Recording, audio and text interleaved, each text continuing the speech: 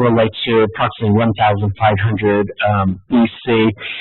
But the particular case study that he's referencing here, it says, one having a dislocation in the vertebra of his neck while he's unconscious, of his two legs and his two arms during dribbles, an ailment not to be treated. So this particular individual must have had a cervical or neck spinal cord injury, so they lost ability to move the arms, the legs, the neurogenic bladder.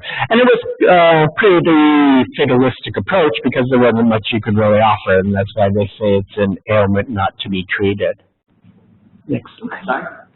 So jumping forward, particularly as it relates to the VA system of care, but for really all individuals with spinal cord injury, really before World War II, still most people who sustained a spinal cord injury, and we're really looking, a lot of these were occurring to soldiers, they just didn't survive. They maybe would make it about 2 weeks. They'd oftentimes succumb to infections. But it was really around World War II when we had some antibiotic-type treatments that they could get over that initial urinary tract infection and the lung infections, the pneumonia.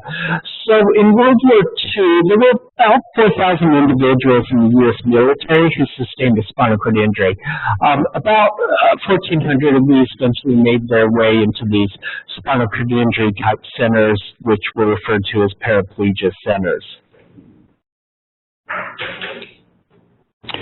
So the VA system recognized the need for developing really specialized hospitals, and this kind of paralleled what Sir Ludwig Guttman did, initiating the opening of a spinal cord injury center in 1944 in England, Donald Monroe in the United States as well.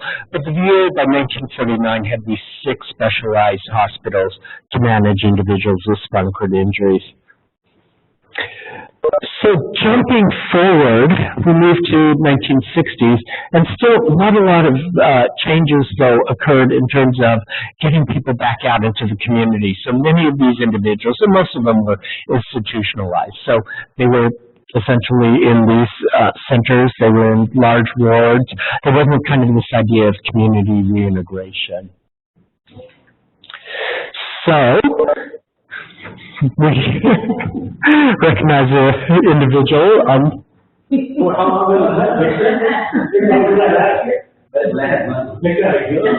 long is this slide?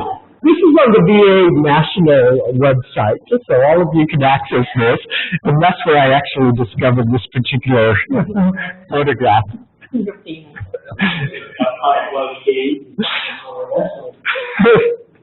So he really represents kind of taking community reintegration to the extreme by jumping down an escalator.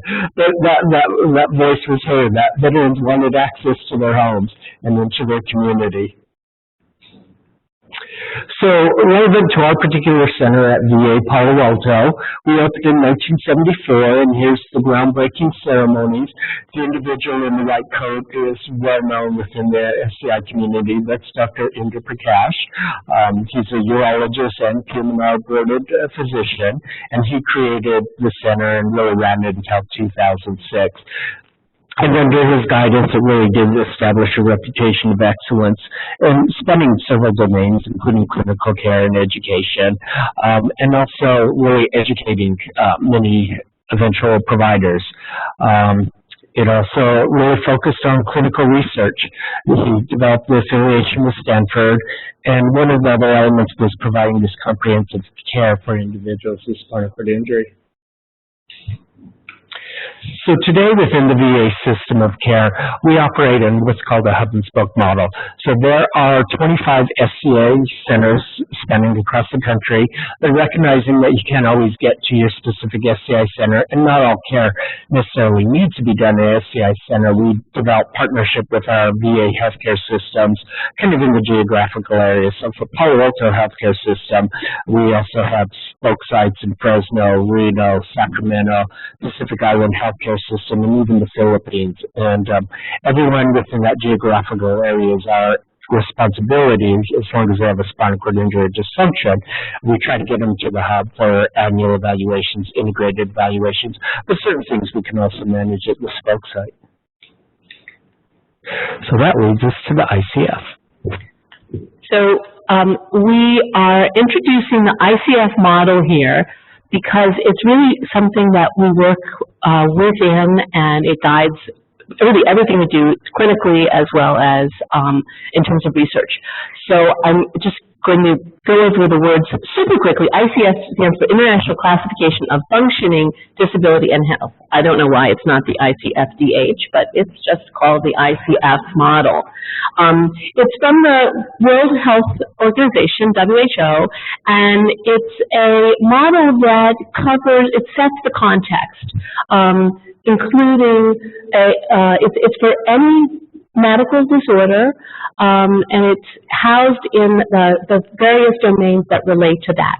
The reason I'm bringing it up is everybody always hears patient-centered care, and that's what we practice, and that's the basis of our research program. We also use the ICF model as a way to frame what we do. So that was a lot of words. This makes much more sense. Basically, you take a health condition, you think about it in terms of structure of the body, function of the person. These are the words in parentheses. The original ICF model was very focused on sort of the negative. So it was impairments was the word. It's since been changed to represent structure and function, which is a much more positive way of looking at things. The second domain is activities, which has replaced limitations, and the third being participation, which replaces restrictions. So the other domains or the other influences are environmental and personal. What this means for us is if you think in terms of spinal cord injury and disorders as the health condition that we're talking about, examples of structure and function really has to do with the level of injury itself, strength and range of motion, musculoskeletal function, pain, these sort of things. Examples of activities are ADLs, wheelchair skills, sports, things, activity makes sense to most people. Participation is where we focus quite a bit. Recreation, leisure, quality of life, social integration. So these words all make sense, and this sets the scene for how we think of our research questions and where we're going to translate our findings. In addition to those sort of basic concepts are environmental and personal factors, social interactions, physical access, cultural issues, and personal things such as psychosocial state, emotional, self-efficacy, stage of readiness, things of those nature. So we wanted to lay that model out because that's how we look at things, and that's how we wanted to present things. Just keep that. It's kind of our basis. So in so doing, we're just going to run over some of our recent and current studies, give you an overview. I'm going to go pretty fast. This was an hour-and-a-half talk up in the Reno, VA, and we've curtailed it and just give some high points. Just an overview of the things that we've been doing and are doing, and actually at the end we added a few things that are our planned studies. So we're going to cover studies. I think quite a few people have been in some of our studies, the interactive gaming, the WEED study. This is an example of function and activity. There was a vocational study that we'll talk about. Participation and personal and environmental factors are examples. The current study that I've got running on successful strategies, which a number of people have volunteered their time, covers really all the domains, and then upcoming study on the exoskeleton. So let's see, I'm not doing this well. So the video gaming study is the first one, and we finished that a few years ago, and we're actually looking at another study to follow on. The rationale for this is basically shoulder dysfunction in chronic spinal cord injury. I think many people here have chronic shoulder problems, are aware of increasing dysfunction in your shoulders due to chronic use, might be muscle imbalance during the paralysis, ongoing use, chronic use, disuse, shoulder impingement pain, further disability. It's an ongoing cascade of negative effects, and limited. And people do not always adhere to the therapeutic regimes that they are given by their therapist. That might come as a surprise. Maybe everyone in this room does, but from our experience, this adherence is actually kind of a problem. So we came up with a pilot project a little while ago to look at video gaming in the home. Because some of it is also you can't get out, you can't get to a place to do therapeutic exercise. So very quickly, it's a lot of words, we're going to get to pictures in a minute.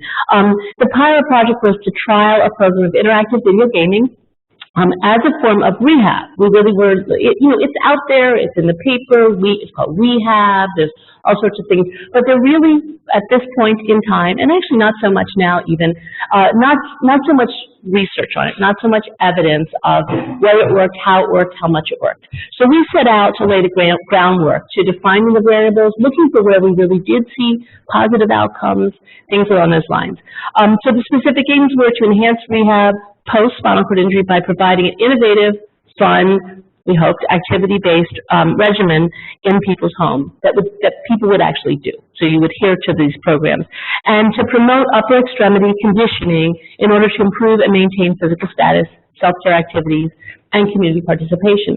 One of the advantages of the Wii gaming is that it can be interactive. You can have someone else, you can do it online, and to give a preview to the next study we're designing, really hoping that we can use to train people to then maybe go into the community and do some of those same activities, maybe not video, but actually live.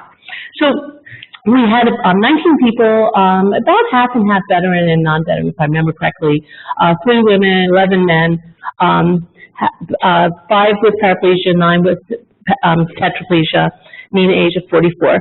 The upper extremity was used to hold the controller. If people couldn't hold it, then we helped by adapting it.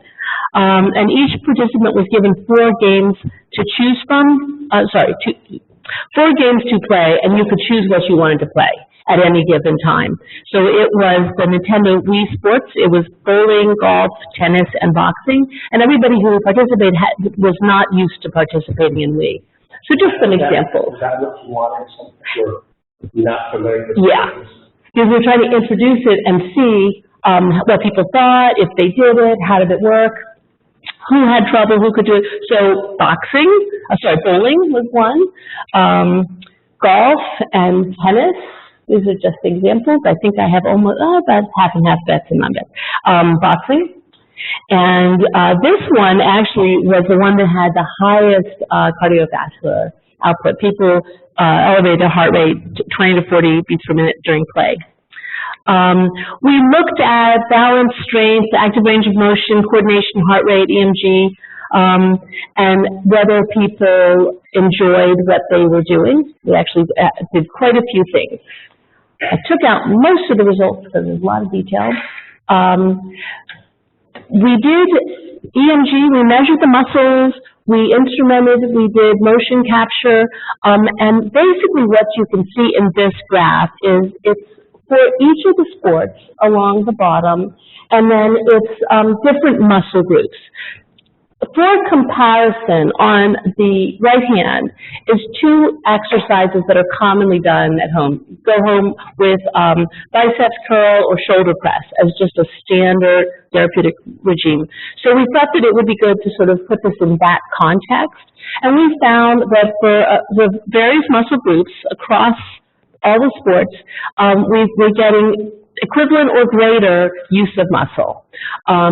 So we thought that that was a very good indicator that this was equivalent to a therapeutic exercise. It was achieving the kind of thing that your therapist sends you home to do. Again, going quickly, we instrumented, we put markers on the body, the arms and the body, and measured the motion to see active range of motion, what people did, where they moved their arms.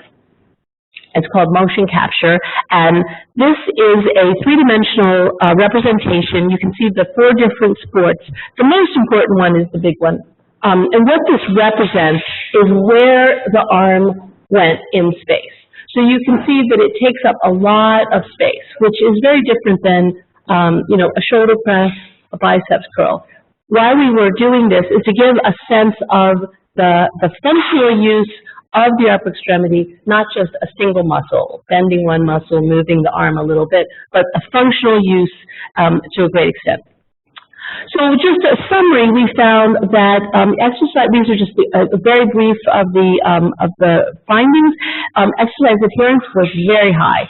We had everybody played at least 3 times a week for an 8-week period, longer than we expected, and I think we said it had to be, we wanted people at least 30 minutes, but people played 40 minutes, an hour, so we were really pleased with that.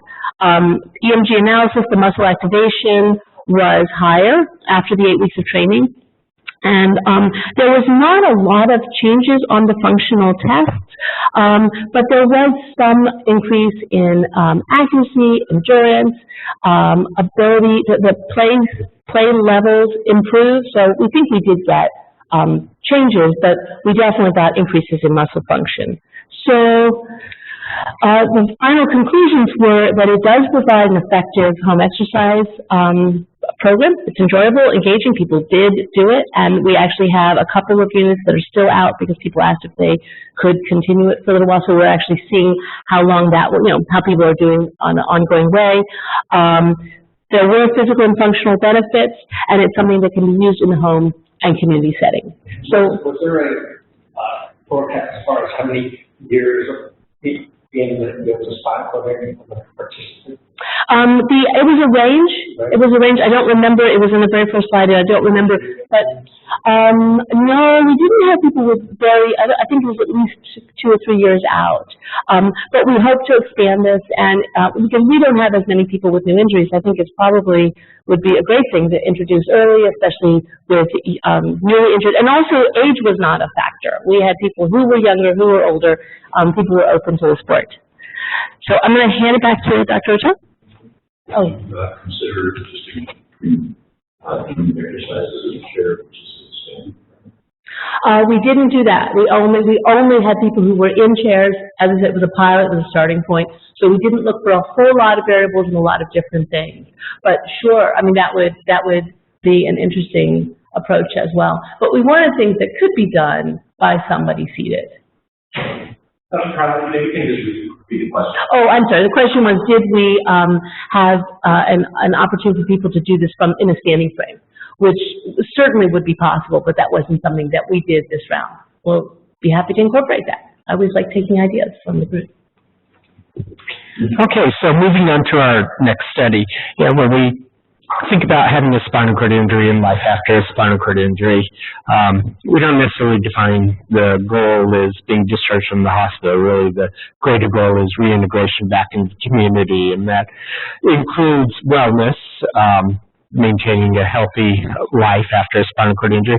We also look at it in terms of productivity, and productivity can be a very broad definition after a spinal cord injury. It could be a goal of being a parent again. One of the other ways that we look at it is employment or vocation, and that's an important element that we want to be able to help support. So going back to some of that history again, I had mentioned Sir Ludwig Guttmann, and he had published this report in 1954. There he is. And so the topic of this paper was a statistical survey on 1,000 paraplegics. And again, remember, this was 1954 when he wrote this. And I'll highlight one particular passage. And it says, considering the high survival rate of spinal paraplegic as a result of the great advance made in their treatment and management during the last 10 years, it is clear that the importance of the problems of paraplegia in its social implications is growing from year to year. Only a few years ago, the spinal paraplegic was, as a rule, still condemned to be unemployable, unproductive, and socially useless. Today, this defeatist attitude is no longer justified in view of the experience gained in recent years regarding employability of paraplegics. So, where are we today? Well, unfortunately, unemployment remains a serious and present problem among persons with physical disabilities, including spinal cord injury. The average rate of any paid employment after a spinal cord injury is about 35%, and this includes both paraplegic and tetraplegics or quadriplegics, versus 79% of individuals without a disability. And approximately 12% have the ability to return to their pre-injury job. And yet if you survey individuals with disabilities, at least 79% want to work. So there's kind of this gap on those working versus those who want to work.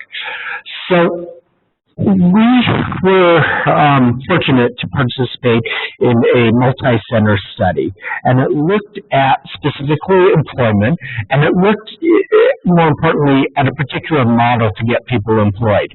So the traditional model for employment in utilizing vocational rehab services focuses a lot on these pre-vocational activities. So training, going to school, doing surveys, what kind of work do you feel you want to do, what are your skill sets, kind of more of a paper type approach. And when you look at what their skill sets are, and the voc rehab then tries to identify what kind of jobs would be appropriate for you to work based on your knowledge or your skill set. A new approach came about really in the 80s, 90s, called evidence-based supportive employment. And what this was built on was work in Vermont, and particularly the team in Dartmouth, where mental health programs were being cut back from funding. And that meant that many of the supportive programs for people with severe mental disorders weren't going to get the same kind of support. They were being discharged from institutional settings, and there was a great concern, what's going to happen to these particular individuals once they're released in the community with all these supports? And when they followed them up, they found actually most of them did very well. And that's because there was one common program that was continued, and that was Vocation. And so they started exploring this more and more about what is the role of these vocational support systems for people with mental health. And they found that with this intensive approach with them, they could succeed. So some individuals looked at that. They looked at this evidence-based supportive employment model and thought, how does that apply to individuals with disabilities? And they used spinal cord injury as the model. And they studied it under a research program called the SCI VIP program. And they found this tremendous success. Well, what is evidence-based supportive employment? It basically are these 8 principles. First of all, anyone who wants to work should be able to work, so zero exclusion. Once they state they want to work, you start right then and there in searching for a job. You don't go through training, you don't go through education, you don't send them to school, you just start the job search right there. It's very integrated, so it's not just a counselor, it's not one person who's going to try to help you get a job. It's a team approach, which is reflective of spinal cord injury medicine as a whole.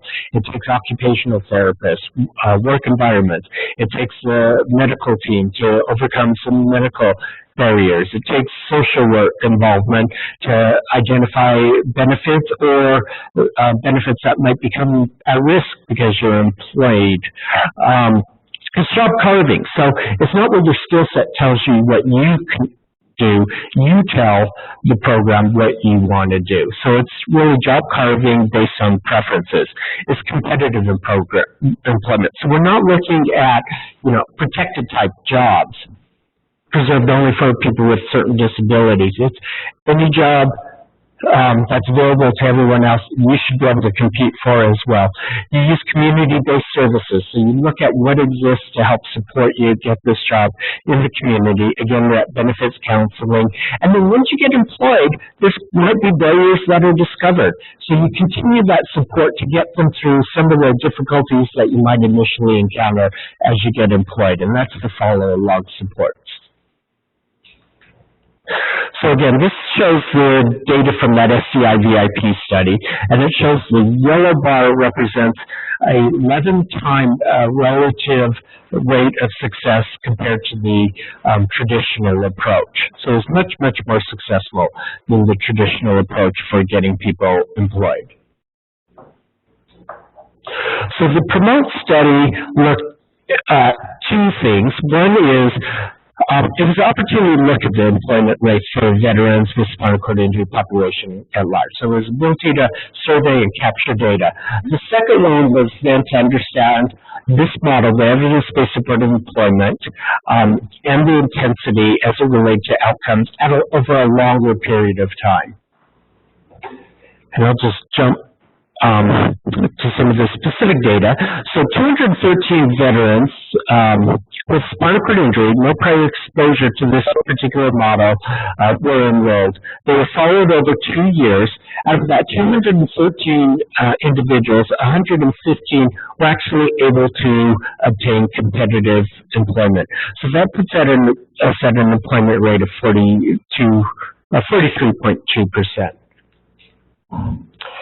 These are just some of the jobs locally at Palo Alto that people were able to obtain.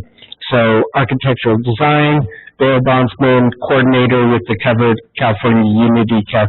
That was a program that developed out of the Obamacare. One person really wanted to work as a dietary aid, food nutrition. One became an independent service provider. One became an instructor at Joanne Fabric. One wants to become a frontline support assistant at the VA in San Francisco. One had a lot of computer skills, and so he developed a job refurbishing servers. One actually joined us as a research assistant. One wanted to do respite care. One wanted to do security guard. So you see a broad array of type of jobs that were developed. And they weren't really focused specifically in the VA. In fact, the idea wasn't that they should just focus on VA jobs. Again, it's that patient-centric, what do they want to do, and then we do job carving. Of the 210 and the folks that could obtain the job, the other members that did not, was there any particular reason? Sure. So essentially the question is, the ones that didn't get employed, what was the reason for it? So there's a couple of things that you could look at why the statistics were, say, lower than the mental health, which really runs more like 55% with this model. One just might be the study design itself. So the way it was designed through that data set is the very last question was, do you want to work? And if the person says yes, then they got to start the enrollment into this study. It probably should have been a little more detailed with that question, do you want to work right now? So people would say yes, and then they'd go through the process of enrolling in the second component of the job. But really what they meant was, I want to start working once I completed my schooling, or once I started these other elements. And because it was intent to treat, they never got disenrolled from the statistical component.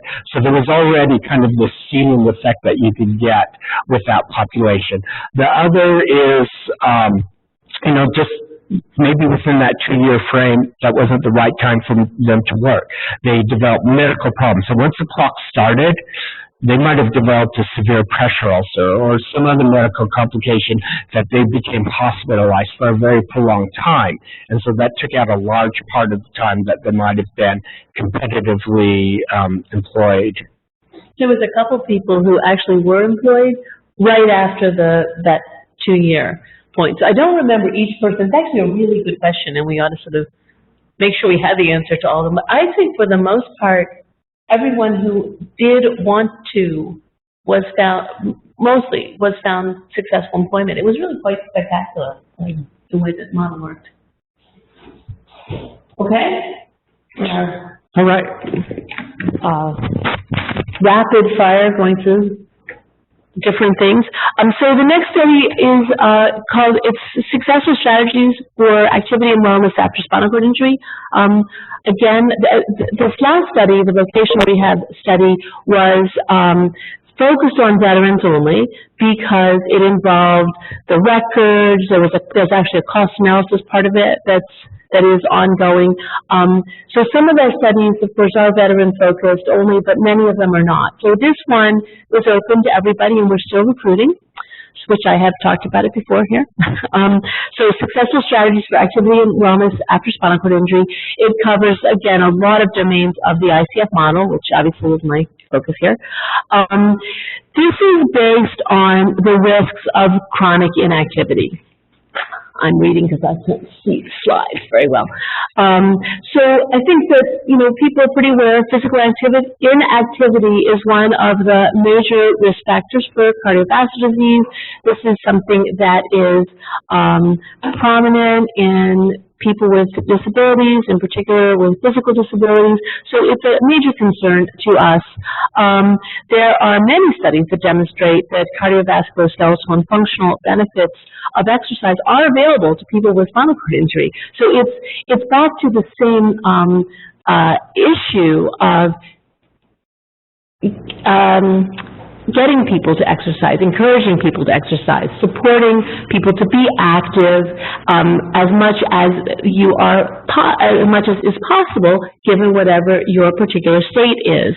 And it's again the same issue of low adherence, which is not limited to people with disabilities. People without disabilities have low adherence to exercise.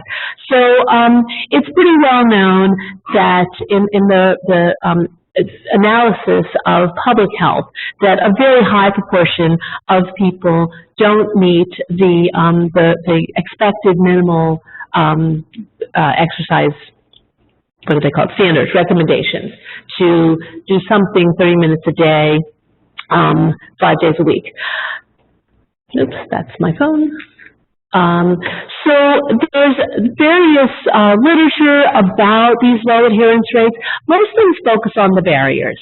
You know, there's difficulties with transportation, access to adaptive equipment. There's a variety of reasons that we're pretty well aware of why many people with disabilities do not have as great an access or opportunities to exercise. There are physical barriers, comorbidities, pain, pressure ulcers, you know, there's all sorts of things that get in the way. They also include personal factors, social isolation, self-esteem issues, body issues. So there's a wide variety of things that get in the way of exercise and participating. And I shouldn't say exercise. I usually try to use the word activity at this point because I'm really not talking about just exercise, like you have to go to a gym. It's really being active, maintaining some level of community integration, participation, those sorts of things. The publication from the government called Healthy People, it comes out every decade, so Healthy People 2020 is the most recent one, reports a, quote, vicious cycle of the locomotor disabled, which undermines health and quality of life over the long term. It's only been in the last, certainly 2010, I'm pretty sure Healthy People 2010 was the first time that there was a focus on people with disabilities, which is pretty interesting, given the information that Dr. Ota provided from the history of how long people have been looking at these issues. But it has come to the attention of the government. You are in the book now, and issues of inactivity with people with disabilities is up there. So my question is, there's lots of barriers, we know that, but there's also a lot of people who get out and are extremely active. I think everybody in this room is an example of people who are active. And so we set out, this is just an example within VA, there's all sorts of programs, but there are many pictures that could go on this page because there's a lot of activity that does go on and participation in this community. So we set out with a study that was called Successful Strategies for Activity and Wellness, and the objective was to explore and identify the strategies used by people with spinal cord injury who are active and in the community despite physical, social barriers, whatever. So I started with a very open-ended definition of activity. I thought of starting with exercise, recreation, that kind of thing, but decided that for this exploration, we really like to keep it wide open. What do you call being active? Because much of this has to do with state of mind as well. Back to the ICF model, you know, personal factors, mental factors, all these things are components. So we didn't want to limit it. This used a qualitative methodology. This is something new to me, and I'm still learning. I have an expert as part of my team. So it's different than just measuring things in a standard way. It's semi-structured interviews, behavioral observations, focus groups, and then we are validating with some quantitative methodology. We are measuring some things to follow. But many people, I think, who are here have been in our study, and I know that some others are going to be. We also, so we've looked, oh, that's right, sorry. So we've completed interviews. Actually, I didn't update this slide. We've completed interviews now on 55 people. So a lot of stakeholders. We also have included clinicians, caregivers, and coaches, peer support in the community. So it was focused on everybody who might have something to say about what helps you be active in the community.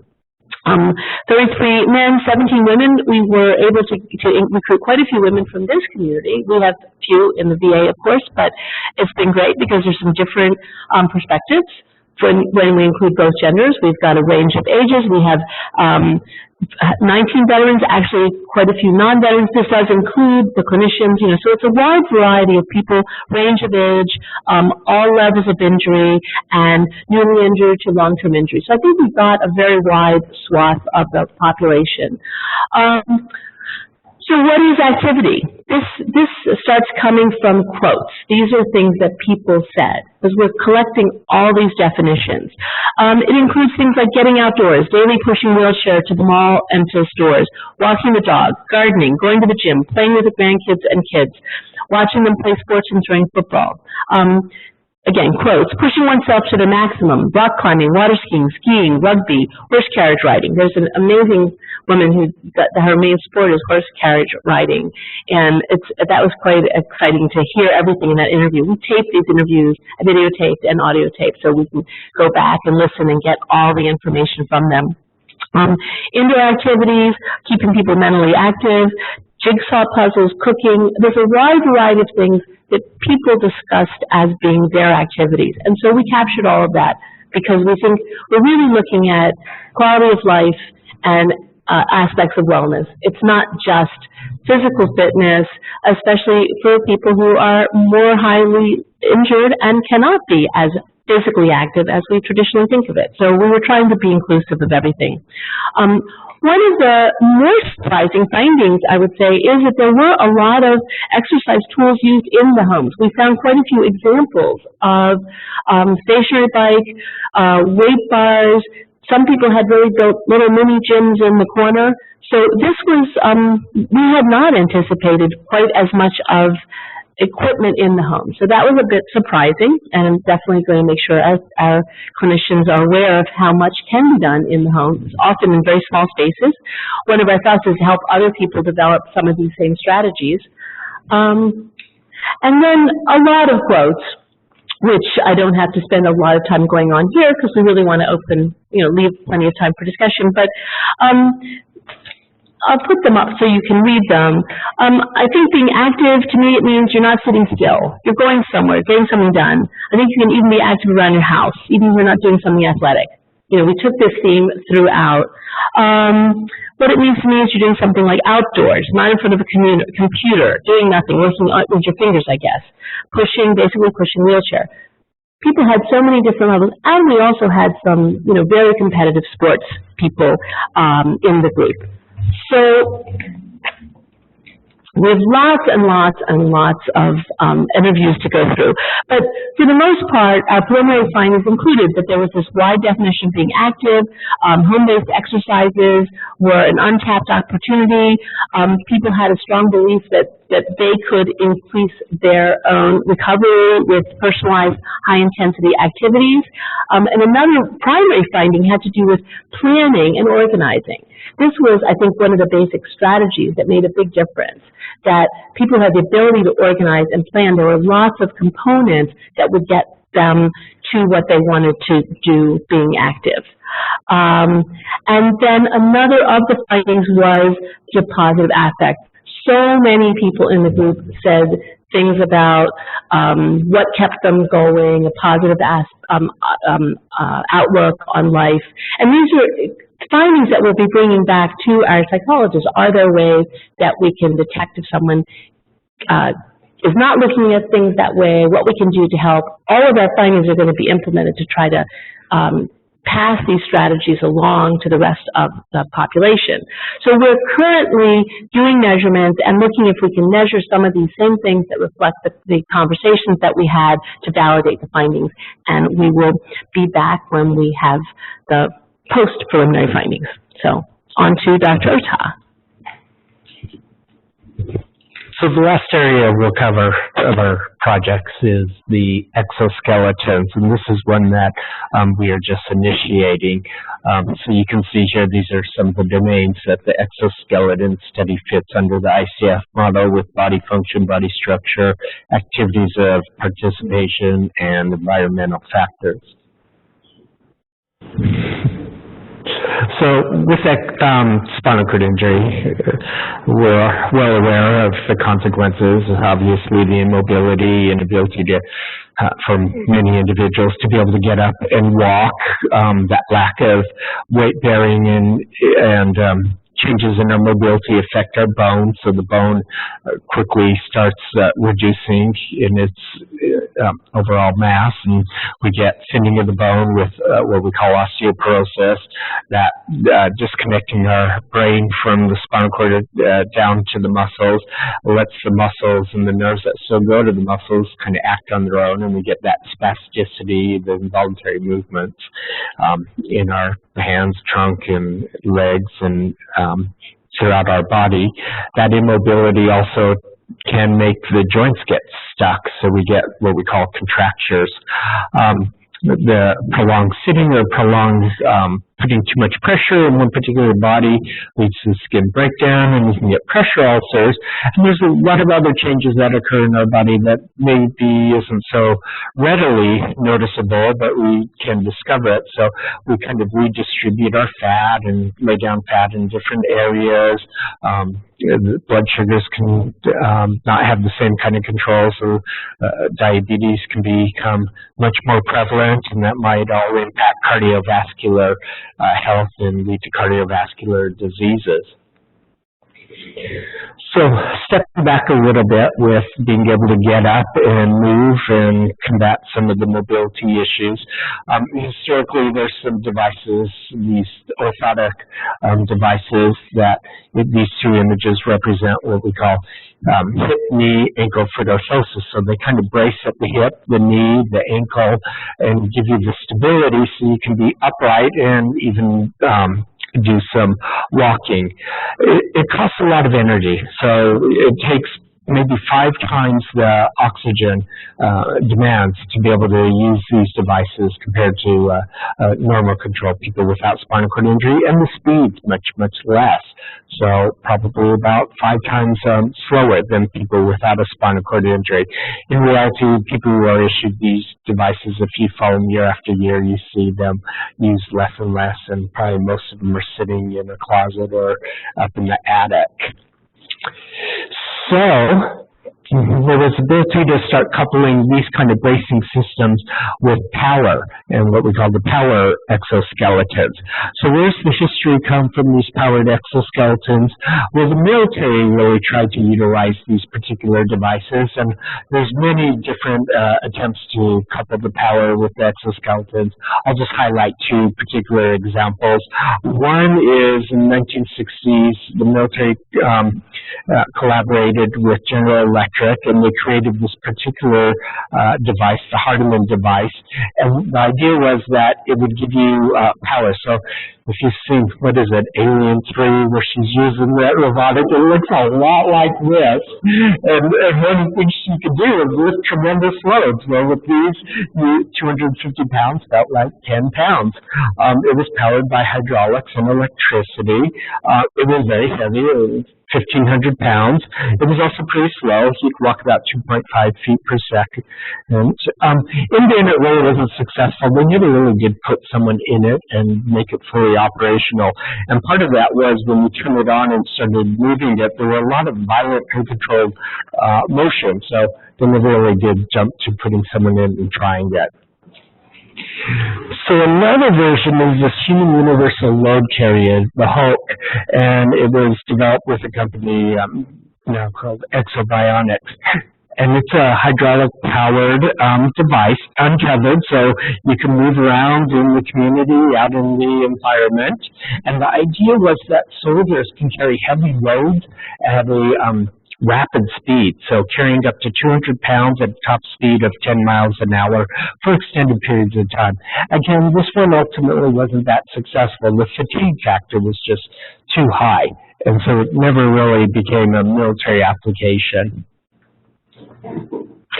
But the same type of thoughts and people and companies really shifted their thought more to a medical and a clinical application. And ultimately, that is where we are today. So unfortunately, this slide doesn't project very well, but here are just some versions that exist out there: the Indigo, the Exo, the Rewalk, the Rex, and the HAL. Which was more of a Honda development. And these have different applications. So, for example, the Rewalk has FDA approval for personal use. The Exo just recently got approval for stroke applications and I believe cervical applications as well. Indigo also just got a FDA approval for personal use as well. Are they being included for electronic? So the question was, are any of these VA approved? Yes. So as a result of the FDA approval for personal use for the Rewalk, a document was produced that kind of identified the process in how an individual with a spinal cord injury would be able to attain one of these devices. So it identifies training centers, it identifies how you would go about the evaluation. If successful, then you would have it rented to you for a period of time. If that's successful, then the VA would purchase it for home use. With the Indigo receiving their FDA approval in, I think, April of this year, they're relooking at that document to make it more expensive rather than a particular vendor approach, and that's being looked at and revised now. Now, there are some things that occurred in the development of this document that became highlighted in terms of, the evidence behind using the devices. Had we identified the justification and the value of it? Also generally use this device or. So the question is, are the PTs and OTs specifically in the VA, I think you're referring to, trained in it? Yes, we've had vendors come in and do the specific training for these devices. And part of the issue, as I was alluding to, is what's the value of these devices? And that you'll see in the last slide I talk about with these exoskeletons. But from the personal clinical line, yes, there exists a ability for individuals in the VA system to obtain these devices, provided they meet all the qualifications. So here is that next step, which is, we offer it in the VA, and I didn't go into a lot of the studies that have looked at these exoskeletons, but it does jump to this particular cooperative study that kind of looks at what is the value of these devices. So if you survey people with spinal cord injuries, walking isn't always the number one thing. It's other things, bowel, bladder, sexuality. But that doesn't dismiss the value of walking. And what is that value? So some researchers within the VA, particularly Bill Bauman and Ann Spungen primary, but with Bill Bauman, have looked at some preliminary work with these exoskeletons. And that translated to this next step, which is what we call this cooperative studies program. So Bronx would be the sponsor, and multiple sites. We're starting with 6 sites around the country are participating in this study. So Palo Alto, Long Beach, Tampa, Richmond, Boston, and Houston are going to be the first round for this first year. And what are we going to look at? Well, what's the effect of using these exoskeletons beyond just the walking part? What's the improvement in mental health? What's the effect on bowel and bladder and pain and total body fat mass? So how the fat gets distributed in our body by using these exoskeletons, walking in addition to our typical wheelchair use, versus another population who will be randomized to wheelchair use alone. So we're going to ideally enroll 120 participants over 10 sites. Like I said, the first year we're just going to limit it to the 6 sites to just see how enrollment goes. It's not inexpensive study. It's a very expensive study, to put it more frankly. And so we want to make sure that there is actually enrollment and as we continue to drop this kind of money into a study like this. So we'll follow them for 4 months in the home and community with the exoskeletons. And that is a study where just in the preliminary stages of pre-screening and screening. Now, this particular study is limited to veteran populations. It's expected to generate the kind of evidence that will help support the medical prescription for everybody. I mean, that's the whole point of this study. It's, as Dr. Ota said, it's really less about walking and more about the other outcomes, as well as how much people will use it. It's really looking at the amount of use to see if it justifies that kind of expenditure and everything that goes into supporting it. So it's a pretty pioneering study. There really is not a lot out in the literature of these findings yet, and we're hoping that we will be able to enroll enough people across the system to who will stay in the study so we can generate this evidence, so we can really make the case and support the use. Except the rewalk or exo? So the question is it rewalk or exo? So this particular one is the rewalk, since the use of it will be in the home and community. So we use the rewalk personal device.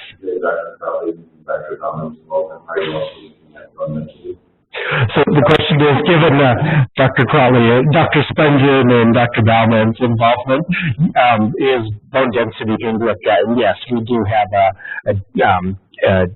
bone density component as the study.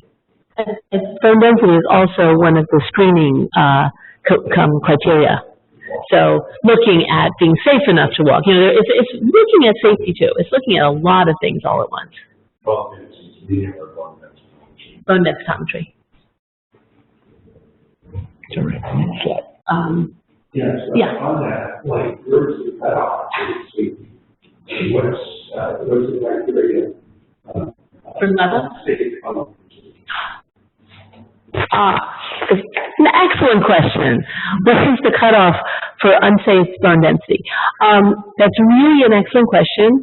It is one that they are setting it right now at more than or less than whatever 3.5 standard deviations below the mean, which is using something called the T-score. So it's not an actual amount, but it is the amount at the hip that would be quite a bit low. I would say most of the people that I have measured the majority are within that level. So it's not actually based on solid evidence, because there is not solid evidence of when is it that you would fracture your bone. It's actually kind of from just the experience of people and wanting to be on the safe side. So I think it's going to be interesting to see what we do find.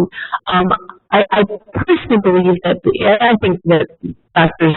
Spungen and Bauman also believe in that, when you're in the exoskeleton, you're supported. It's fairly safe as far as that goes, but I think the issue is, if a person falls, is that going to put them at higher risk for fracture?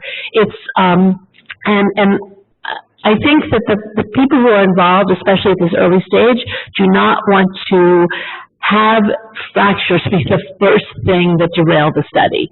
So I'm serious, it's a very excellent question because we don't absolutely know. It's based on judgment. There's also a value at the knee that they're setting at 0.6, 0.62, I forget exactly, which is, it's a number that comes from a very old study that is on older technology. It hasn't been validated for current use. So it's kind of a number out of thin air, but it's the best that exists to try to err on protecting people at the first point. You're back there, that one, additionally, reference. So, I'm in that ridiculous now, I haven't understood for some time. It's spoken to you, but in the effort to perhaps head off the improvements, I'd like to see if this is possibly a vibration plate, in a safe way. So that's helpful information, but we might negotiate the safe. How would you approach it? The question is really about how to engage the clinicians in discussion. If the person involved has lower bone mass, but wants to find ways to try to increase it and do activities such as standing or other things that might contribute to increasing it, like vibration, which is something I want to do some work with. I don't know if you all are interested in that.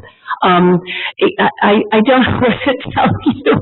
It's a question that I've gotten over the years, and it is negotiate is the right word. I think everybody wants to be safe. It's not known. When vibration is it specific to one area at a time, or is it the whole? The add-on question was about vibration, which is, it's a new technique that's out there that is, there's a couple of different kinds, but there are these whole body vibration platforms, and there's a company nearby in the Monterey area that has a sort of a standing frame attached and is looking at ways to have a supported standing on a vibration plate. It is something that I'm going to visit with them soon. There's not a lot of evidence for that yet, but I actually think it's somewhat, it looks interesting. I wish I had a better answer for you. I try to be very cautious too. I mean, when I'm asked to do a bone density study and recommend whether somebody's safe to stand, I describe it, I do my best. If it's very low, I will always say, we do not have an exact cutoff, but we want to err on being safe. So it's a tricky one, and it's in all the years I've been doing this, there is not an answer to it. In addition to stress involved, having a fracture, you could just do range. Right. I did some more research on, nutritional components. Everybody knows about my a recent product is finally into a particular type of game cell that has been associated with vitamin D actually playing the building wall as a guidance that can get calcium or bone. Now we are which is level 2. They're playing with one flat to be redistributed with proper K2 treatment. So if that's thrown into it, no matter what somebody's doing, probably another thing to be noting is as a piece of it. So the gentleman who's talking is talking about additional work that's been done with K2 and some other things. I'm not aware of that. I'd be very interested to talk further. And then we'll sort of wrap up just our last couple of points so people can get pizza, but we'll be here, and it'd be very interesting to talk, and we're always open to some new ideas. I mean, honestly, that's one of the reasons that we're here. So I'm happy to learn more about that. So let me just, 2 more quick slides, and then we'll let people have pizza, but we will remain. On that point, actually, one more study that is going on in collaboration with our colleagues who are bone specialists, Gary Beaupre, of course. I think some people are aware of the study on FES rowing, so functional electrical stimulation of the muscles, because another point that you made, the muscle pulls on the bone is another one of the loading forms, not just weight bearing. So Dr. Beaupre is an engineer, and he has a young protege who's doing a career development award with us as well, interested in better understanding the bone loads with different therapeutic exercises that are FES, functional electrical stimulation assisted. So she has been working on an FES rowing project, and several people from the Valley Group, our participants, and have been rowing for one has completed 9 months and 2 others are on their way, looking at bone changes. And now she's also looking at doing engineering-based models of the loads to the skeleton of several different FES-assisted exercises. So one being rowing, another FES cycling, and another standing with and without FES stimulation. So for this study, it's not an intervention study, it's a measurement study, but she does need people who have the ability or will learn to do FES rowing at least enough to gain some proficiency. And each person who's enrolled will do each of these 3 activities. So I think another time we'll actually arrange for her to come and we can make a focus on bone and possible, Dr. Crew can talk about vitamin D. We can actually make a focus be on what's the latest on what's known about bone, what's not known, what might be future studies. Yes, I can actually getting in this gear area. Oh, no, the question is about FES cycling. It's a stationary cycle. Yeah, that's an interesting one.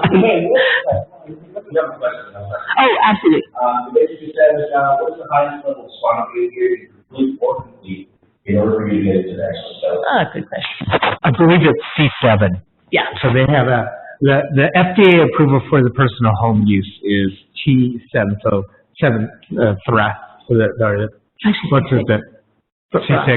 For us, or it's C6. So for this particular study, they have an approval. Right. But for this study, for our study, they've actually expanded to C6 because we just sorted the data for you. C6 level and below, but the FDA for rewalk is T7. T7. I'm not sure about that. We can order it for individuals higher than T7. It's what we would call off-label use. But we have the ability to do it as long as the clinician makes the judgment it's okay. And in terms of complete does make difference? In terms of enrollment, no. It has to do a few specific screening criteria that include hand function, sufficient hand function, because you have to operate the crutches and the buttons or some kind. Yeah. So there's things about that, but yeah, incomplete is also available. One last slide, a couple of studies that we're working on. There is a new study that will be starting up, so none of these are recruiting yet, but we'll be looking at indoor rock climbing. Have a young Grimminara doc who's joining us as a clinical fellow, and so we will be back to talk about that and recruit. We're looking at developing a study to actually look at the attitudes of various people on exoskeletons, not everybody wants to walk. Well, what do people expect? What are they hoping for? We want to get a better handle on what the community and individuals really think and hope and wish for and do and don't understand about exoskeletons, because I think that's going to be very important as this is rolled out, because there's going to be some misunderstandings and misconceptions and expectations. And then one more, we're looking at better outcomes for recreation therapy, and I'm really hoping to partner with you all too, because recreation therapy is something I've been leaning towards in a while. It's something that we are developing more and more in our program at VA. I know it's very active here. Funnily enough, it's like people do it to get out there, do more things, but there's not much outcomes that are actually measured, so you know if it has been successful.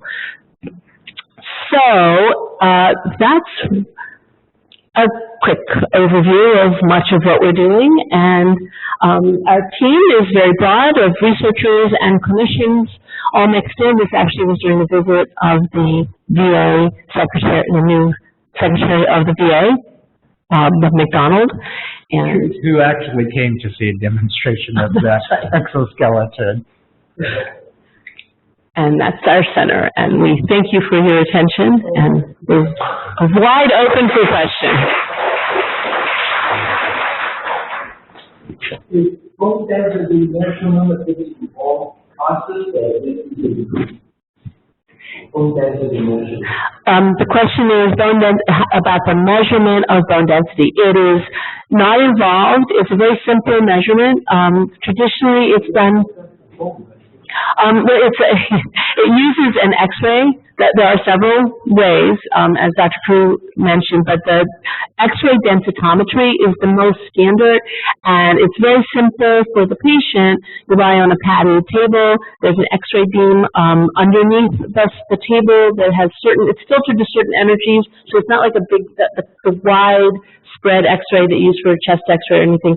It's specific to being able to measure the mineral in the path of the bone as well as the soft tissues.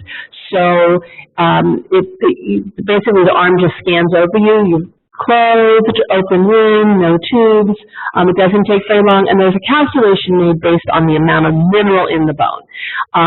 We also can get fat and muscle tissue distribution of the whole body by one of the measures. We usually measure the hip and the spine. It's standard for osteoporosis assessment, but with spinal cord injury, we also are beginning to make measurements in the knee. I've been doing it for quite some time, but it's been a non-standard measurement, and now the field is sort of working on one area that everybody should measure the same, so we can have some standardization. We all know that the knee is an area that's much more likely to fracture, whether you're falling down or from an ADL, a stretching activity. So it's not very involved. I don't know if you all have a densitometer here at this point. Oh, great. It's been hard to change the protocol for a while for measurement. Yeah. Yeah. So yeah, we do. So we should be working together on these things, because you didn't used to, which made it hard to do collaborative work with bone. I had several scans, problems, falling asleep while Yes. it's totally. This is your question. But is it a thought that once you've lost bone density, you're going to gain it from fibrosis or any other thing? That's just sort of moving. Go ahead. There's very little evidence of being able to regain bone. There's been a number of people working on pharmacologic treatments with little success. There's something on the horizon that Bauman's group says is going to work, but I'm not sure what they're working on. I've seen the vibration device, a particular one, Galileo is the one that I'll be meeting with, displayed at a conference, and they showed some evidence that indicated increased bone. I haven't read it, so I haven't seen the evidence. There's some evidence of preventing bone loss with early use. We're most interested in seeing if there are ways to do any kind of reverse of the law. Actually improve bone mass. It's not an easy thing.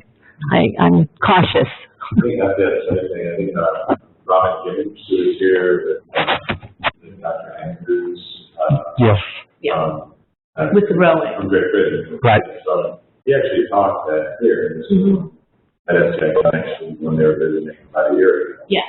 And I think he's sort of a test case example that's probably on the very far extreme of what can be accomplished with FPS growing, because he's been doing it most of his life after spinal cord injury and has maintained very well-developed lower body despite having complete paraplegia.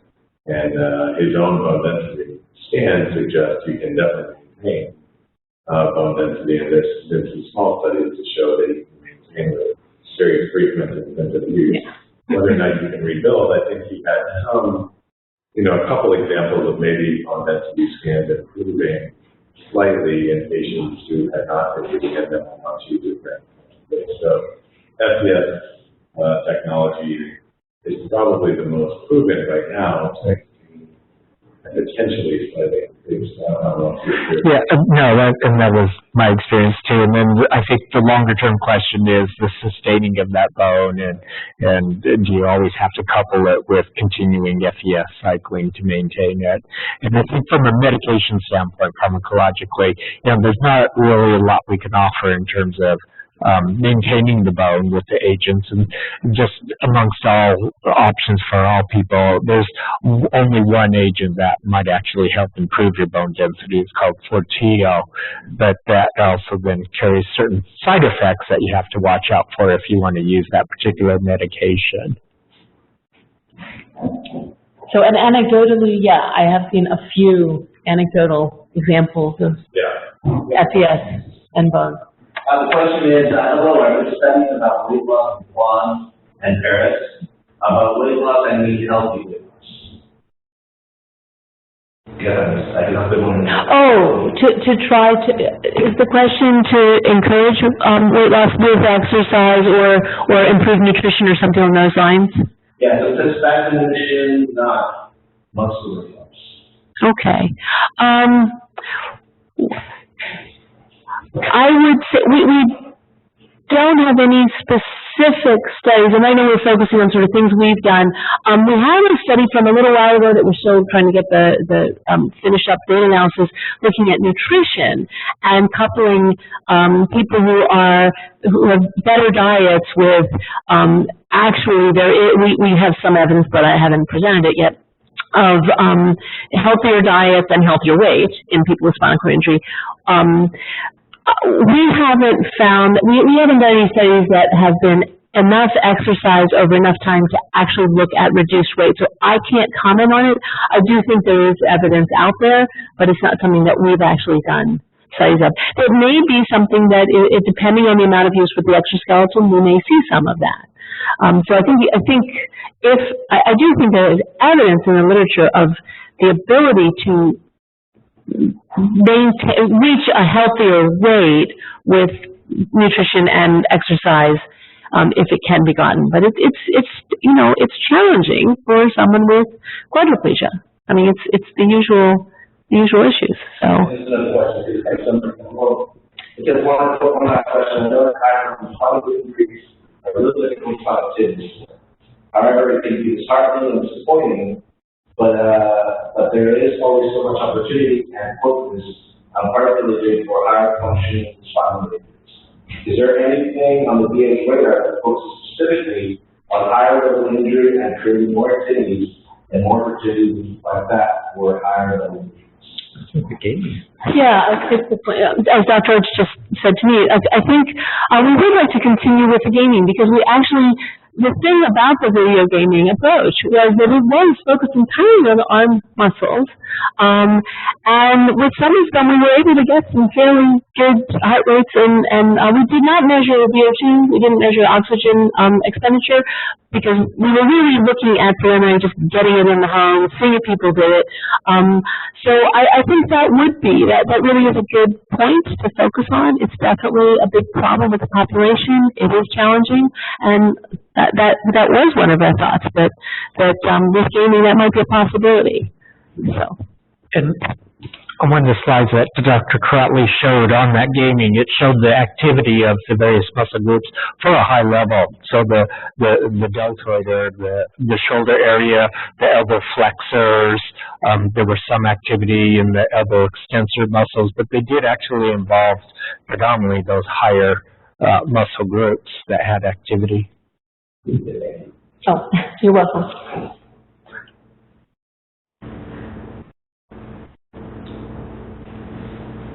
Thanks a lot. All right. Well, thanks for having us.